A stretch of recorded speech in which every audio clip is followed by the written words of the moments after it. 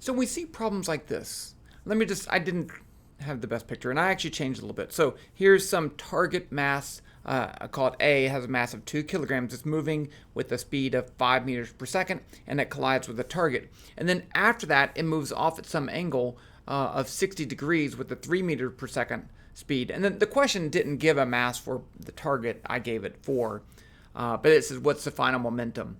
And for questions like this, really, they're all the same. If you have two-dimensional collisions, and it doesn't matter if it's elastic or inelastic, they're pretty much all the same.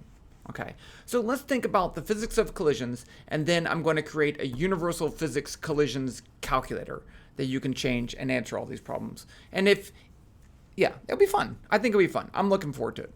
So let's suppose that I have these two pucks, A and B, and they collide. So there's A, and there's B. Well, during this collision, B pushes on A this way. I'll call that B on A. It's a vector. But forces come in pairs. So if B pushes on A pushes back on B with the equal and opposite magnitude F, A, B. What do forces do? Well, if this is the only force acting on A, then I can write the following. F net A is going to be the change in momentum of A with respect to time, delta PA delta T. And then I can write the same thing for B. F net, I'm having trouble here, F net B, these are vectors, is delta P B delta T. But this F naught A is just going to be F B on A, and this is going to be F A on B, which is equal to negative F B on A. They're equal and opposite. So that means that this change in momentum with respect to time, and assuming it has the same time, is the opposite of that change in momentum with respect to time. So this gives me the following. Delta PA vector is negative delta PB vector. Or delta PA plus delta PB equals 0. That's the 0 vector. You can't have two vectors added together and not be 0, and that means change. Okay, so with that, that's what we have conservation momentum. So now let's write this out explicitly. So I have delta PA plus delta PB equals 0. I'm going to write this out as PA2, that's the momentum of particle A after the collision, minus PA1 plus PB2 minus PB1 equals 0. All I did was just write these out as changes in. Now I'm going to move all the 1s to one side and move all the 2s to the other side, so I get the following. Oh, and also remember, momentum is mass times velocity. So I'm going to actually put that in also, so I get this. MA VA1 plus MB VB1 equals MA VA2 plus MB VB2. This is your conservation momentum equation. Now, just a warning. This is only true if there are no external forces, or if those external forces are very small compared to the collisions. Then it's approximately true, but it's only actually true if there are no external forces. But this is where you get to with pretty much all of these collision problems. Now, these are vectors, right? So if I just have VA1, let's write it over here as a vector. So suppose it's going this way. VA1 at some angle theta A1. Then I can write this as the following x and y components. I can say VA1x is VA1 cosine theta, right? Because that's the adjacent side of this right triangle. And then I can say VA1y is VA1, where that's the magnitude of the speed, sine theta. Oh, this should be A1. And then I can do the same thing for the velocity after. I can do the same thing for the A after. I can do the same thing for the velocity of B before and after. And I get a whole bunch of velocities. So in the end, I'm going to turn this into two equations really. And I don't really need to do it this complicated, but I do need to know what everything is. So in the x direction, I get MA VA1. I'm just going to call this x plus MB VB1x equals MA VA2x plus MB VB2x. And then I can solve for whatever I don't know. Okay, so let's just make the most generic collision collider where I know the two momentums beforehand and I don't know one of them afterwards. So here I'm going to say I have A, here I have B, and this is before, and then I like to draw a little squiggle line for afterwards. And then I have A, that's an A, and B. So let's say I have the following. I'm going to put this in terms of angles. And then in this case, I'm going to give this a velocity. But we can do it, we can have it at 0. So I'm going to say this is VA1 at some angle theta A1. This is VB1, some angle theta B1. And then I have, again, I'm just going to draw them all the same direction because who cares? VA2, theta A2, VB2, theta B2. So you could have a number of these different things. And in this case, we had, in my problem, I had VB1 is equal to 0, theta A1 is equal to 0. So it makes it a lot simpler, right? And then I knew theta A2, I knew VA2, and I had to find that. So since it's just a simple calculation to solve for what you don't know, let's assume I don't know VB2. All I need to do is solve this for VB2x and VB2y. And it's not such a difficult problem. So let's go ahead and use Python as a generic calculator. I'm going to actually put in the values that I have from this problem and solve for the unknown momentum. But then you can change the initial values and get any collision problem that you want. Okay, so let's jump over here to Python. I'm using GlowScript Web v Python. I will give you the code. You can edit the code. You don't even need to log in, and I think that's awesome. Okay, so let's just start with a comment up here. Let's make this a little bit bigger. Two colliding objects.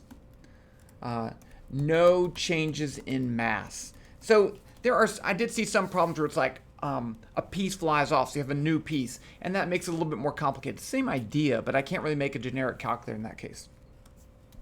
Let's just start writing down all our variables. So I have MA, that's going to be equal to, I'm using my mass that I had, I'm looking over here, 2 kilograms. And I'll put the units right there. Okay, if you get the mass in some other units, in fact, the mass usually doesn't matter. If you get the mass in some other units, then just change the kilograms.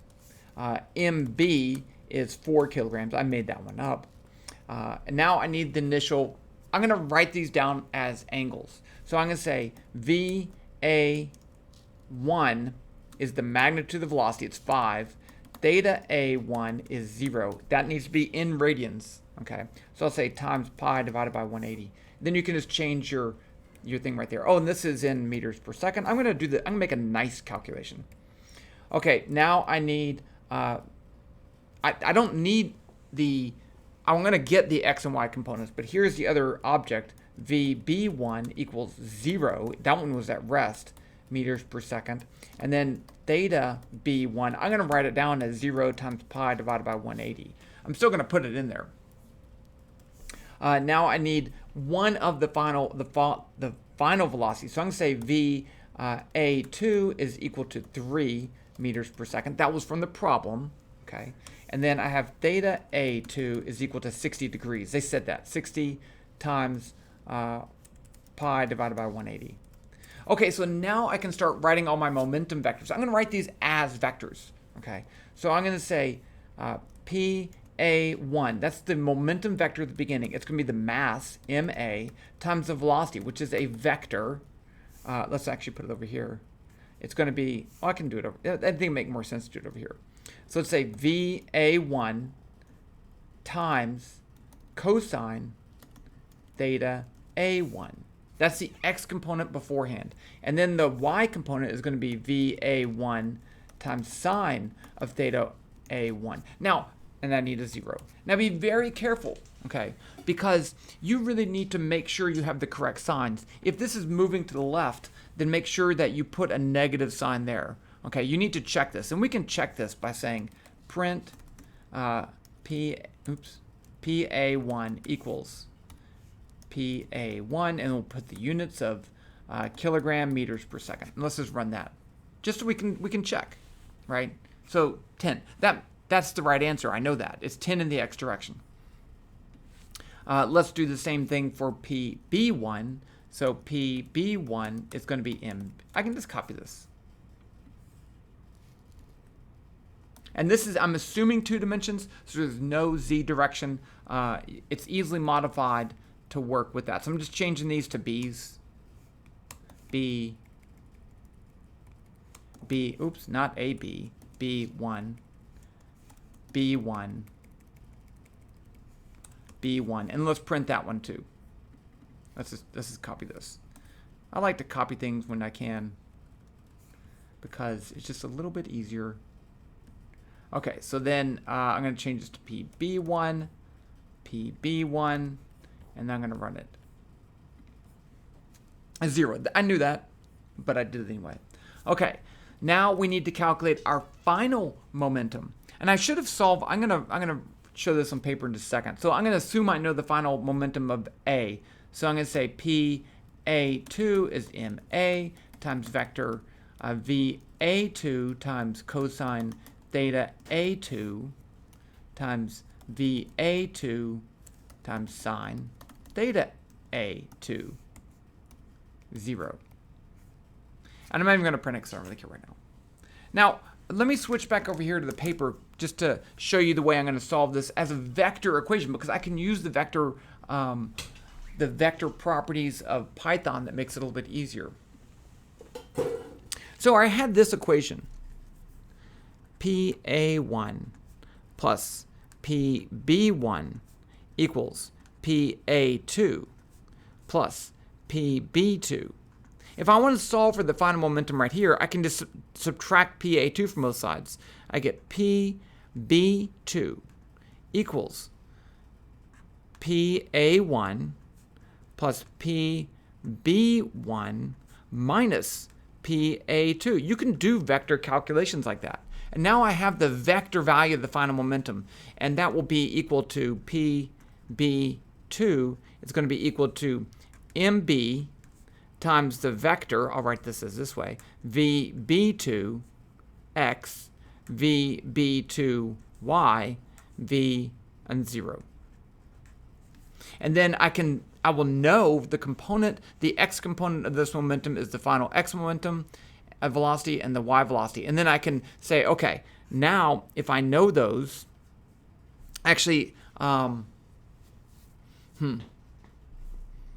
can just say, the tangent of theta B2 is going to be equal to the opposite side, which is VB2y over the adjacent VB2x. Now you have to be careful here, that's an x, because it may give you the wrong sign, but let's just go ahead and do this anyway. So I'm going back over here to Python. So I know my momentums. So I can solve for my unknown momentum. So I can say PB2 equals PA1, which is a vector, plus PB1, which is a vector, minus PA2. And let's just go ahead and print that. PB2 equals PB2 kilogram meters per second. Let's run it just to make sure everything looks good. Okay, so that's good. Now, I want to find my velocity vectors. So let's because a lot of times they ask for the velocity. So let's say VB2 is going to be equal to PB2 divided by MB, and I can print that as a vector. VB2 equals VBB2 meters per second. And again, this is the velocity of the unknown object right there. Okay, that seems to be working fine. Now, I want to get the magnitude of the velocity and the angle. So let's say V, I can just print the magnitude. There's a magnitude function, but I'm going to write it out anyway. VB2 mag is going to be the magnitude of VB2. That way I can use it. And then I also want theta. So theta B2 is going to be equal to the A tangent of the y component, which is VB2 dot y, divided by the x component, VB2 dot x. So now let's print those out. Print B final equals VB2 mag meters per second space at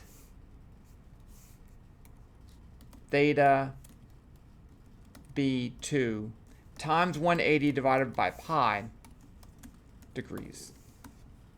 And spell that right. Okay. How's that look? I didn't save it. Okay. I think that's right. I think it's working. Now I'm going to add something in here. Let's save this. Universal collision calculator. One of the things that I didn't look at was kinetic energy. And one of the things that you're often asked is, was kinetic energy conserved? So let's just calculate the initial and final kinetic energies and print that out here. So I'm going to say KE1 is going to be equal to the kinetic energy of the initial thing. And I'm going to go ahead and write this out as 1/2 mv squared. Okay. So it's going to be 0.5 times ma times the magnitude. I can't square VA. I have to take the magnitude of it first. So mag is a built-in function in Python, in case you didn't notice, that returns the magnitude of a vector. So mag VA1 squared is star 2, plus 0.5 times MB times mag VB1 squared. KE2 is the same thing. I should have just copied it. And that's going to be VA2, 2. Okay. So now we can say print initial KE equals KE1 joules. Print final KE equals KE2 joules. And that's that. Let's run it. Nan joules. Why did I get that?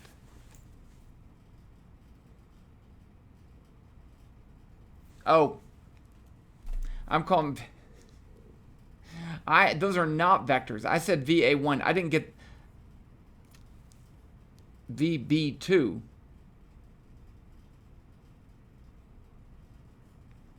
I wrote VB2. That was pretty dumb of me. Okay, so I said VB2 as a vector, but VA2, VA1, VB1, VB2 are all scalars. That was dumb. Well, that's fine. I just don't need these mags. I shouldn't have done it that way. But I did. I can fix it. It was a happy mistake. And so you learn something about vectors, though, when you make mistakes, I think. Okay, so the final kinetic energy is... Did I miss one? Okay, this one... this one is a vector. VB2 was a vector. Okay, so you see here, this is a good thing. The initial kinetic energy is 25. The final is 18.5 joules. So it lost kinetic energy. You can gain kinetic energy in a collision. But this is not an elastic collision. An elastic collision has initial and final kinetic energies the same. One of the questions they often ask is how much energy went into heating up, or internal energy, or something like that. And you can just take the difference of these two kinetic energies and that will find it. But this is pretty much all the problems that you want. You can just go up here and change your initial conditions. I should put down here, put here. Oops. Warning. VB2 is a vector. The others are not. I feel better now. Okay, so there's your universal calculator. You still need to do the physics problem, but this is a great way to check your answer for two-dimensional collisions where you don't know the final velocity or anything like. Oh, I did. Yeah, I did of the final thing. So hopefully that's useful to you, and that's that. I'll talk to you later.